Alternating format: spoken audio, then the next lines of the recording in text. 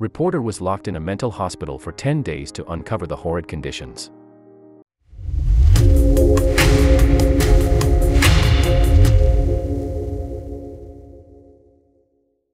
In the 1800s and early 1900s, women very rarely worked outside the home.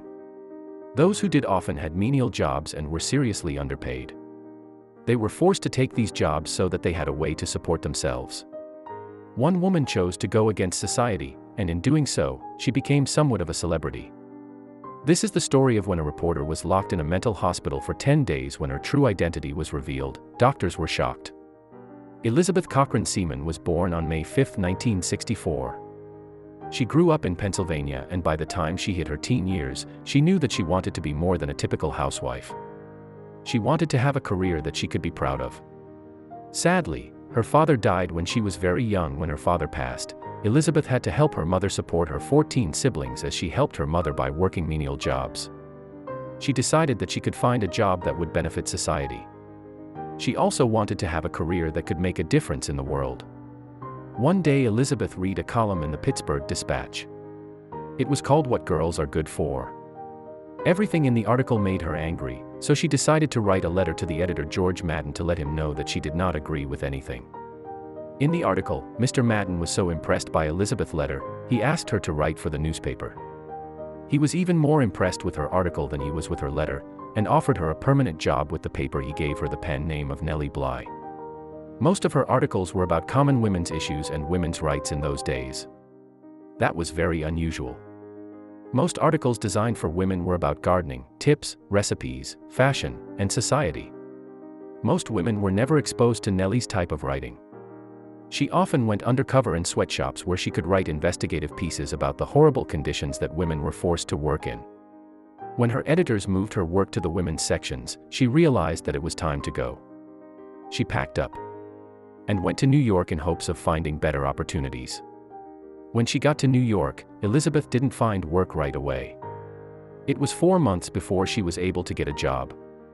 Finally, New York World newspaper offered her an assignment. They wanted her to go undercover at one of the most infamous mental hospitals in the United States, the Women's Lunatic Asylum on Blackwell's Island. Nobody knew what the conditions were really like because when a woman was admitted, she was never released. There were, however, rumors that abuse was very common in the asylum. Her editor promised her that in 10 days they would get her out, and she accepted the job. She knew it was going to be awful. However, she never expected it to be as awful as it truly was. When she got to the hospital, she found that there were twice as many patients as the asylum could hold. The meals that were served consisted of spoiled meat, uncooked dry bread, watery broth, and dirty water. Also, there were rats everywhere. Elizabeth wasn't mentally ill. However, she said that the conditions were enough to cause a sane person to go insane while she was in the asylum. She met many women who weren't even mentally ill. Many of them just couldn't speak English and they were poor. She found that many of the patients were often tied up, beaten, and abused. Many of them were doused with ice water and placed in a cold shower for long periods of time. When the patients complained to the doctors, they once believed those who talked about the abuse were often punished. The women who were actually mentally ill never got the care they needed. After 10 days in the asylum, a lawyer came to get Elizabeth just as her editor promised her. 10 days in the asylum gave enough information to write a book about her time there. It was called 10 Days in a Madhouse. When it was published, the government realized that changes needed to be made to improve the quality of care on Blackwell's Island. After her book was published, Elizabeth became famous around the country.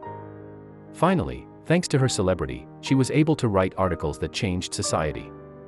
She wrote about various issues like poverty and politics. These are things women were never allowed to write about. Fortunately, she did live long enough to see women get the right to vote. In 1920, she was an amazing woman. Subscribe for more.